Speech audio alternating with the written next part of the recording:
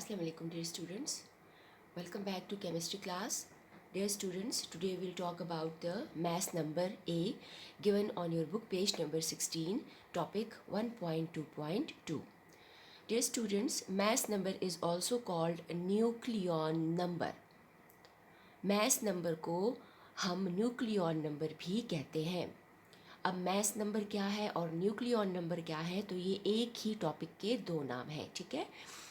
Nucleon number और mass number दोनों में हम जो सब एटॉमिक पार्टिकल्स हैं, प्रोटॉन्स और न्यूट्रॉन्स, उनको हम डिस्कस करते हैं. तो let's define mass number. Definition: the mass number of an atom is equal to the sum of the number of protons and neutrons in the nucleus.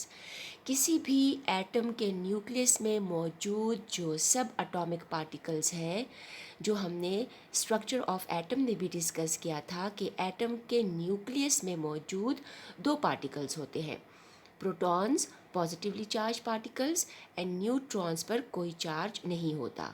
जब हम इन दोनों को प्लस करते हैं तो हमारे पास उस एटम का मास नंबर आ जाता है. सो मास नंबर किसी भी एटम का असल में नंबर ऑफ प्रोटॉन्स को और नंबर ऑफ न्यूट्रॉन्स को जो उसके न्यूक्लियस में मौजूद होते हैं उनका सम, उनको प्लस करने से हमें हासिल होता है. तो फॉर्मूला क्या आएगा? Mass number is equal to number of protons plus number of neutrons. यानी जब हम किसी भी एटम के न्यूक्लियस की बात करते हैं तो हम कहते हैं कि जो पार्टिकल्स हैं, सब एटॉमिक पार्टिकल्स या फंडामेंटल पार्टिकल्स, प्रोटॉन्स और न्यूट्रॉन्स जो हैं वो एटम के न्यूक्लियस में मौजूद होते हैं. और ये जिस नंबर में होते हैं, जितने नंबर प्रोटॉन और जितने नंबर न्यूट्रॉन होते हैं, उन दोनों को आपस में प्लस करने से जो आंसर आता है वो उस एटम का मास नंबर कहलाया जाता है. Protons and neutrons are relatively heavier particles than electron. Dear students, protons और neutrons जो है वो इलेक्ट्रॉन की निस्बत कदरे भारी ज़र्रात में शुमार किए जाते हैं. सो mass of an atom depends upon the number of protons and neutrons present in the nucleus. जितना भी एटम का जो मैस है वो इन दोनों पार्टिकल्स पे डिपेंड करता है. प्रोटॉन्स और न्यूट्रॉन चूँकि इलेक्ट्रॉन से ज़्यादा भारी हैं, इसलिए एटम का जो मैस है वो न्यूक्लियस में कॉन्सेंट्रेट करता है, न्यूक्लियस में पाया जाता है, क्योंकि जो हैवियर पार्टिकल्स हैं, प्रोटॉन्स और न्यूट्रॉन्स, वो किसी भी एटम के न्यूक्लियस में पाए जाते हैं. Mass number is represented by capital A.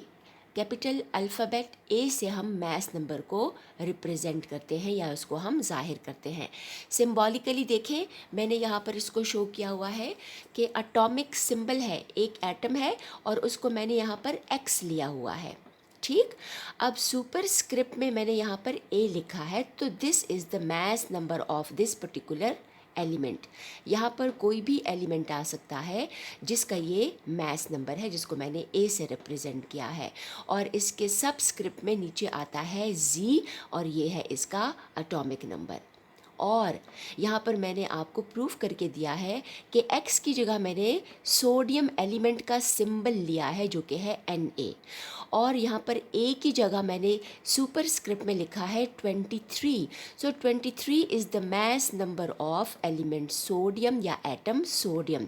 नीचे देखें, आपको 11 नज़र आ रहा है. This is called Z and Z is the atomic number which is 11. ठीक है. तो सोडियम एलिमेंट है और एटम है, तो जो एटम को हम सिंबॉलिकली रिप्रेजेंट करते हैं, आपके पास आता है 23 Na11. तो 23 is the mass number of sodium atom while 11 is the atomic number of sodium atom.